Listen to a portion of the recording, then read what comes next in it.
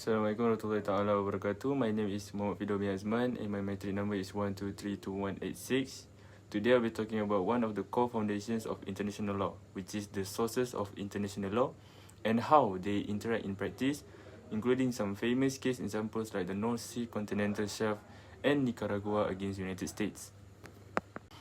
We will go through the main content, which is sources of international law. According to Article 38, Clause 1 of the Statute of the International Court of Justice, there are 5 main sources of international law.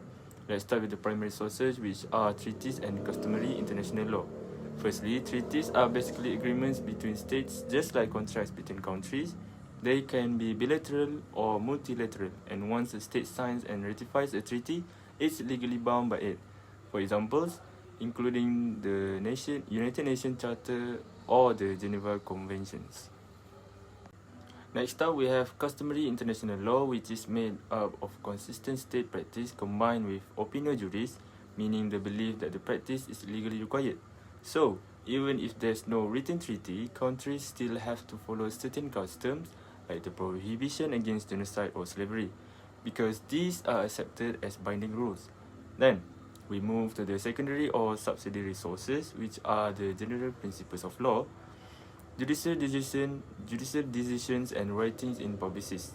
General principles of law are rules that are common to most legal systems.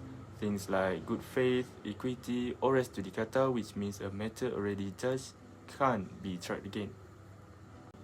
These principles, however, fill the gaps when treaties and customs don't give clear answers. Next, judicial decisions, such as those from the International Court of Justice (ICJ) or International Criminal Court (ICC), aren't binding beyond the case decided, but they help interpret and develop international law. And lastly, the writings of publicists, basically the works of respected scholars like Oppenheim or Brownlee, are used as subsidiary means to identify and explain international law.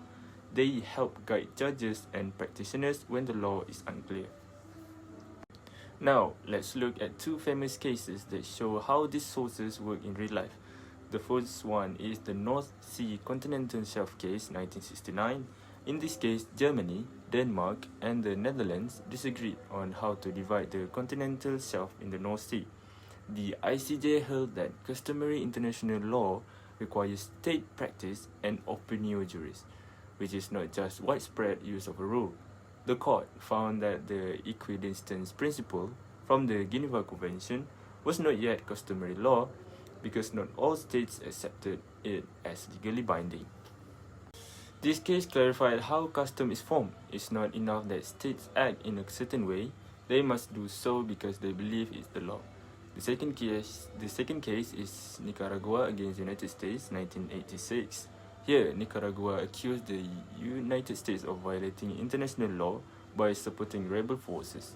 Even though the US had not ratified the relevant treaty, the ICJ found that customary international law, especially the prohibition on the use of force, still applied.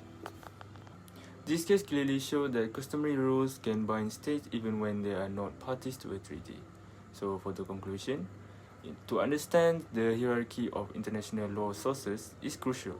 Treaties and customs are the primary foundations, with general principles, judicial decisions, and publicist writings serve as subsidiary guides. Together, they ensure that international law remains flexible, evolving, and fair, helping maintain order and justice in the global community. That's all from me. Thank you.